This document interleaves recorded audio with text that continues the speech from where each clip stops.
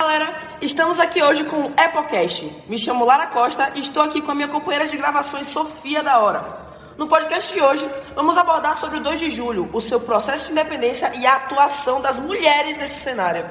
É isso mesmo, galera! Começamos hoje o podcast e trouxemos um tema super importante para vocês.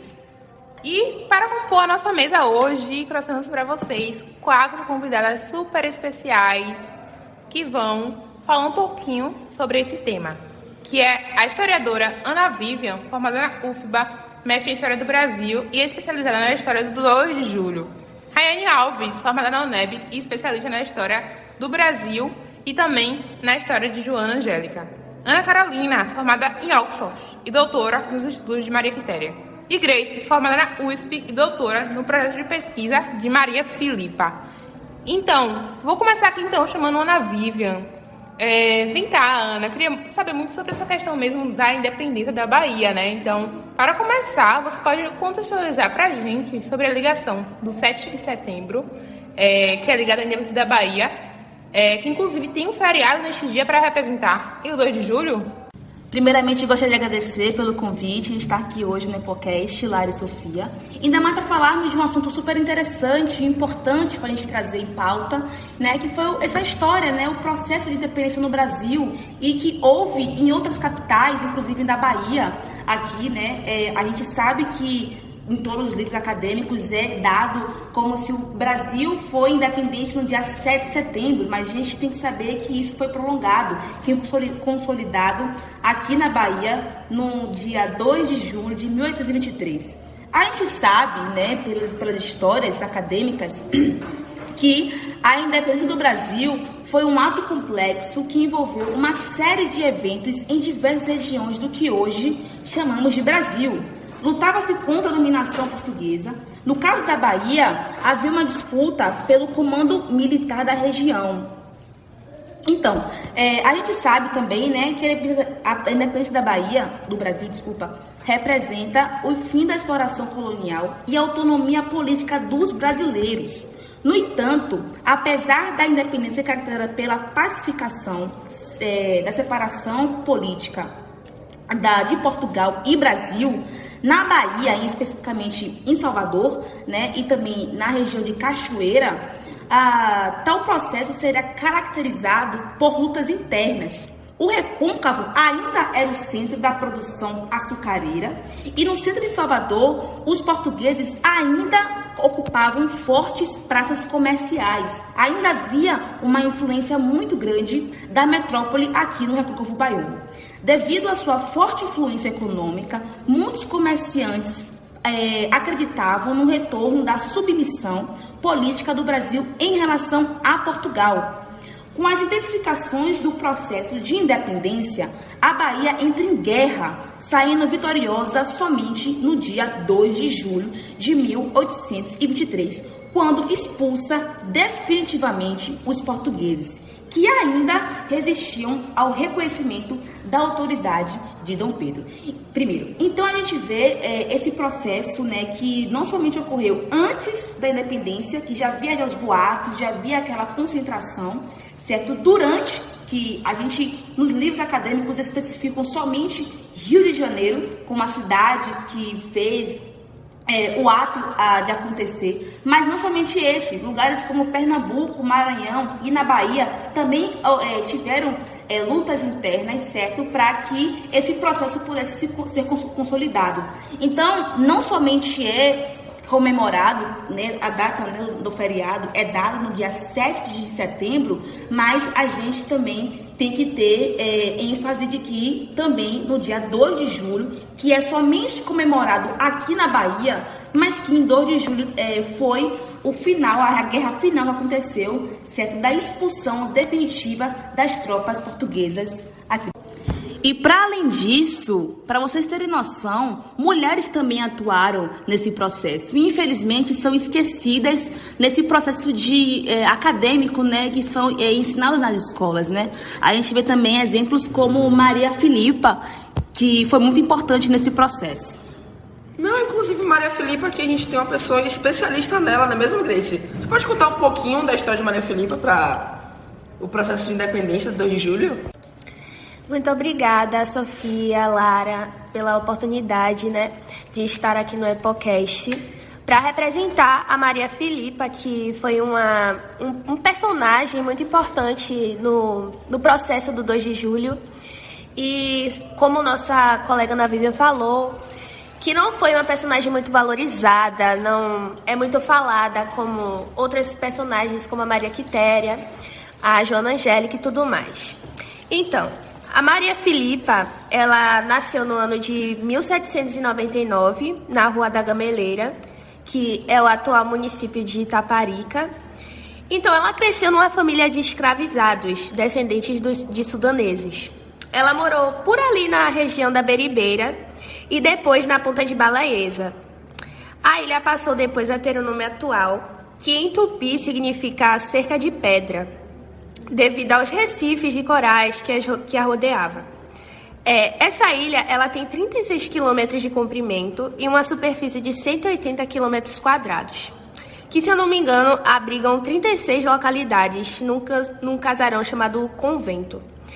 Esse convento era uma residência de trabalhadores, na qual se alojavam pescadores, marisqueiros, carpinteiros, e a Maria Filipa, ela conquistou sua liberdade e ganhava a vida como mariscadeira e pescadora, e nas horas vagas como capoeirista também. Então, as tropas portuguesas concentraram seus esforços na província da Bahia, para tentar dividir o território do Brasil em duas partes. Uma ocuparia Salvador para depois repor o Rio. Para tanto, os portugueses derrotados da divisão auxiliadora foram enviados à Bahia para se somar a mais de 2.000 soldados mandados por Portugal. Para vencer a guerra em Salvador, as tropas portuguesas elas deveriam dominar 2 lugares estratégicos da província, a ilha de Itaparica e o rio Paraguaçu. A foz do rio Paraguaçu e a Baía de Todos os Santos, por onde entrava a maior parte dos víveres que abasteciam a cidade de Salvador. Por isso, ocupar Itaparica era uma condição indispensável para que os portugueses pudessem ter acesso a alimentos, já que não chegavam do sertão por terra. Pois os baianos, liderados por Pedro Labatut, general francês contratado para comandar as tropas brasileiras, haviam formado uma barreira em Pirajá. Foi nesse contexto de guerra que Maria Filipa teria atuado e se destacado. Conta a tradição que a Maria Filipa ela se alistou na campanha de independência, que reunia índios, negros livres e escravizados, africanos e brasileiros e até alguns portugueses que eram a favor da independência do Brasil e que organizavam a resistência na ilha. Começou remando durante a madrugada do Paraguaçu para levar mantimentos e informações sobre a guerra obtidas na roda de capoeira para a resistência baiana, que estava em Capoeira. Voltava com munições para impedir que os portugueses tivessem acesso ao rio e cercassem o comando das tropas baianas. Maria Filipa e sua tropa de mulheres, negros escravizados, índios, resolveram entrar em combate. Sabia que uma frota de 42 embarcações se preparava para atacar os lutadores da capital baiana. Pensou um plano e juntou 40 companheiros para executá-lo. Saíram vestidas para matar. Seduziram a maioria dos soldados e comandantes e levaram-nos para um lugar ermo. Quando eles, animados, ficaram sem roupa, elas aplicaram-lhes uma surra de cansanção. É uma planta que dá uma terrível sensação de ardor e queimadura na pele. Enquanto isso, um grupo incendiava as embarcações. Esta ação ela foi decisiva para uma tranquila vitória sobre os portugueses em Salvador, permitindo que as tropas vindas do Recôncavo entrassem triunfantemente sobre os aplausos do povo no dia 2 de julho de 1823. Maria Filipa continuou sua vida de marisqueira e capoeirista, admirada pelo povo de Itaparica, e veio a falecer no dia 4 de janeiro de 1873. Realmente, Grace, que história maravilhosa, sabe? Eu realmente não conhecia a Maria Filipa, assim, de fato, só poucas vezes eu ouvi falar em sala de aula, e realmente é uma personagem muito importante, e eu amei conhecer a história dela. Não, exatamente, assim, eu que vim de escola pública, eu nunca tinha escutado em sala de aula momento algum, nos livros didáticos, nunca tinha visto em momento algum a citação do nome de Maria Filipa. Realmente foi algo que me surpreendeu, e claramente dá pra perceber que ela teve um papel bem importante assim na história, né? De fato, a Maria Filipa, não somente ela, como muitas outras mulheres negras baianas de outras capitais, como a exemplo da Maria Filipa, permaneceram anônimas na história da Bahia e do Brasil. Bom, naquela época e até hoje, né, muitas mulheres, personagens negras que atuaram em diversos movimentos, diversos destaques, infelizmente são anonimadas, são esquecidas. Por quê? Porque na história elas eram lembradas apenas nos conteúdos por referências negativas, quando citadas como baderneiras, arruaceiras e bandidas, criando assim uma identidade indissociável da mulher negra ao crime.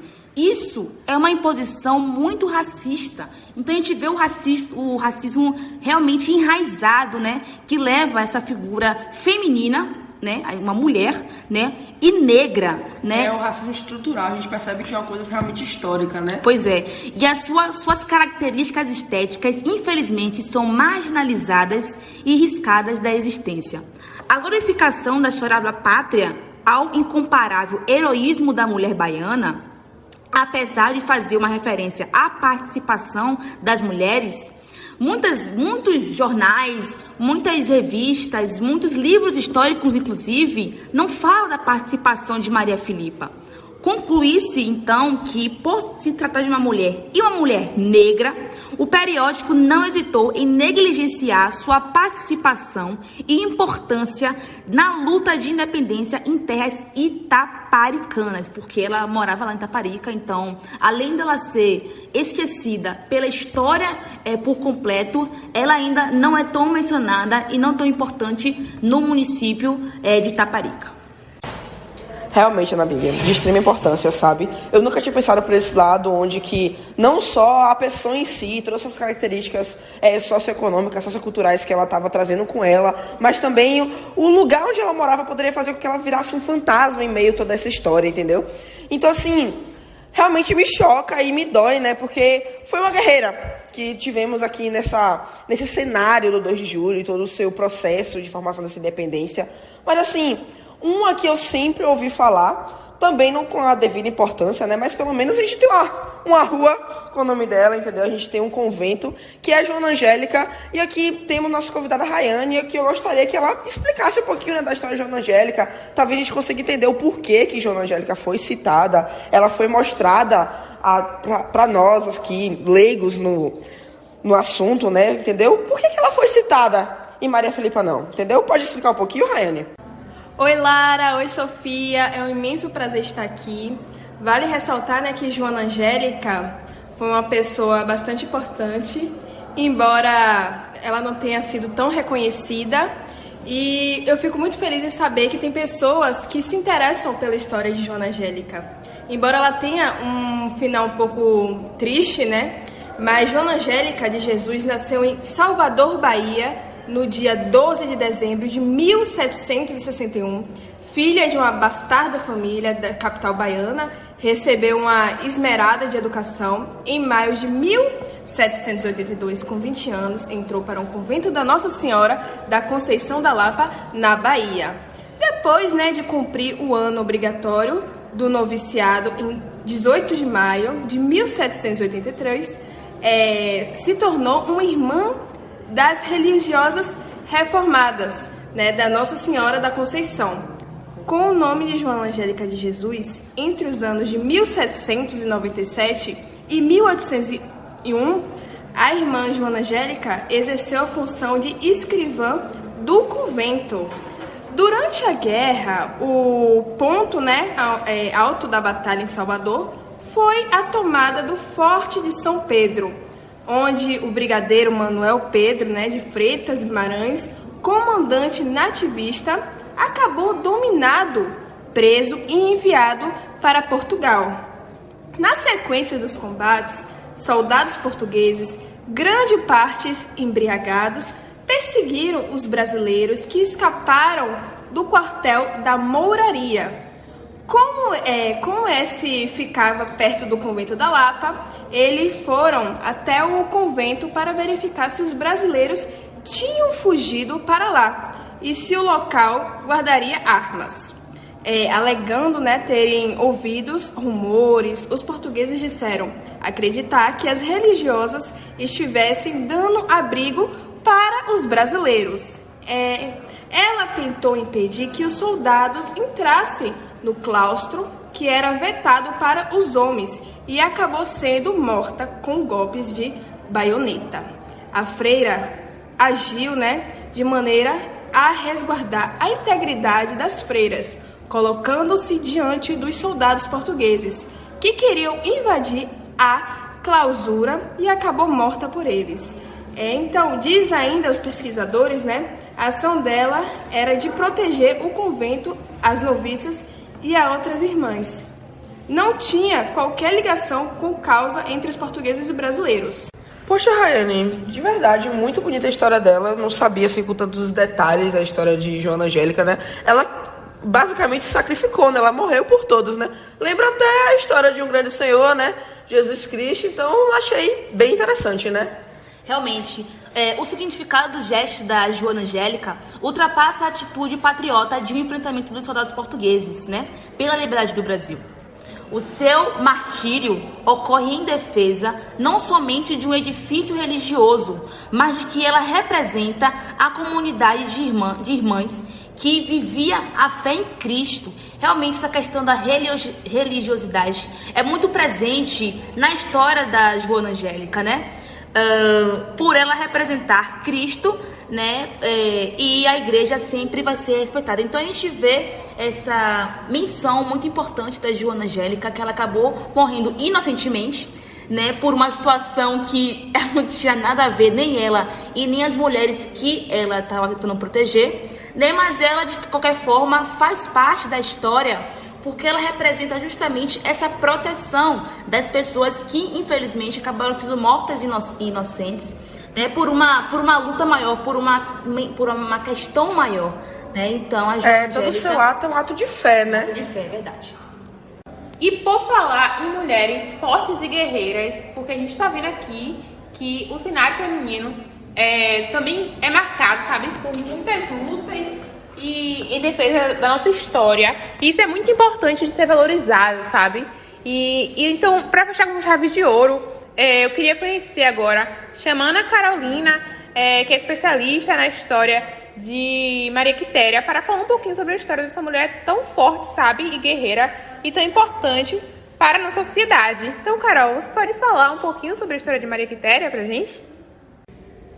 Oi, meninas, queria agradecer a oportunidade que vocês me deram para mim aqui falar sobre Maria Quitéria, nossa grande mulher que fez história aí, Então, Maria Quitéria, ela nasceu em São José das Itapororocas, que é nossa atual Feira de Santana, é a segunda maior cidade baiana. E Maria Quitéria, ela foi criada por uma família e ela foi pouco afeita, aos trabalhos de casa aí, porque ela gostava de fazer outras coisas que era incomum. Um exemplo, gostava de montar em cavalos, gostava de atirar, essas coisas que é um pouco incomum. Então, Maria Quitéria soube, da guerra quando emissários de uma junta provisória instalada para governar a Bahia, em meio às disputas com Portugal, chegaram ao recôncavo baiano à procura de homens para participar da luta armada a favor da independência do Estado, porque naquela época só podia homens, batalhar. Tá.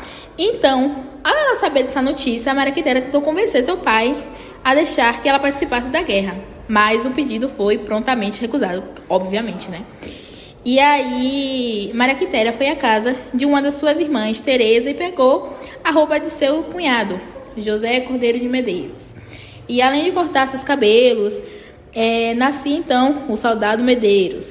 Ela assumiu a identidade masculina com muita propriedade. Apesar de ser iletrada, ela tinha um conhecimento militar de montaria, tiro ao alvo, que fazia diferença naquele contexto de conflito. Eram habilidades irrecusáveis pelos militares brasileiros, porque ela era muito prendada.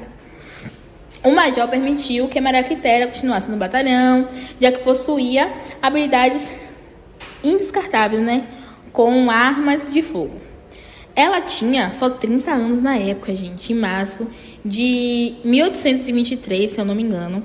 Um registro de portaria do governo provisório da vila de Cachoeira mostra que o major pediu ao inspetor dos fardamentos, montarias e militares do exército que enviasse soiotes e espada para que ela fosse devidamente fardada como mulher.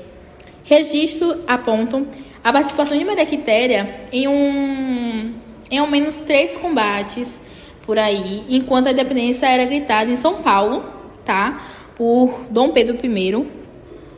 E esses conflitos só cresciam na Bahia. E Maria Quitéria participou do primeiro deles, em outubro de 1822, se eu não me engano.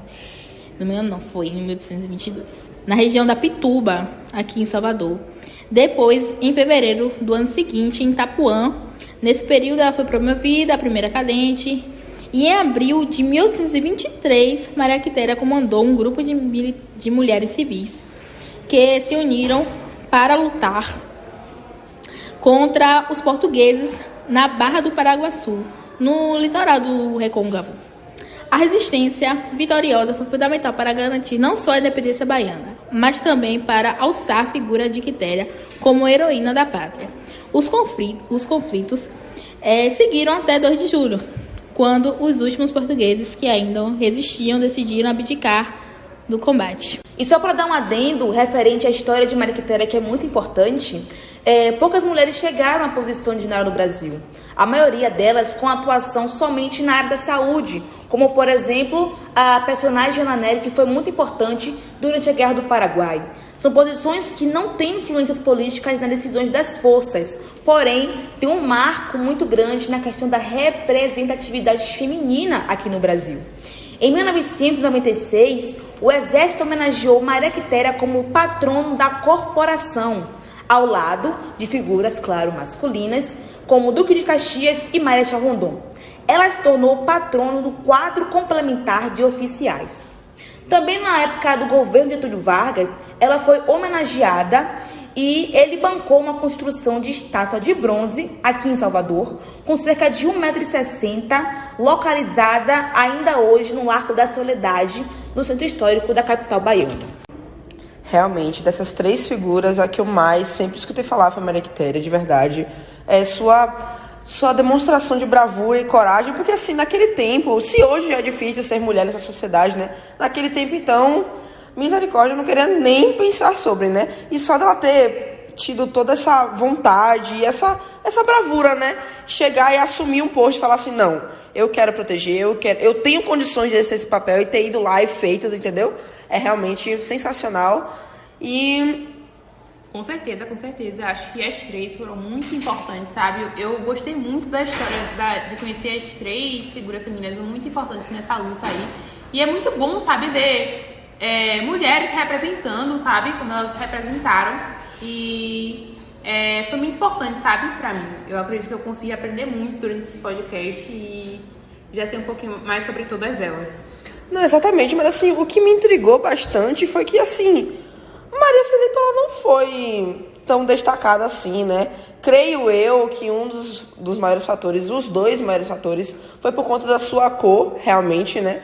Que como uma mulher negra, se hoje, novamente, né, trazendo essa frase, já é difícil avaliar naqueles tempos, e pela religiosidade, né, porque assim, Joana Angélica, que também tem várias coisas, tem a rua e tem um convento com o seu nome, entendeu? Então ela é reconhecida de certa forma, é uma mulher branca aí que trazia como a sua religião principal, a católica, né, já Maria Filipa, ela era mulher negra, candomblessista, então assim, tem todo esse preconceito enraizado e realmente acho que é uma coisa que pesa bastante. Realmente, essas 3 figuras femininas são bem importantes para a questão do processo de independência do Brasil, né?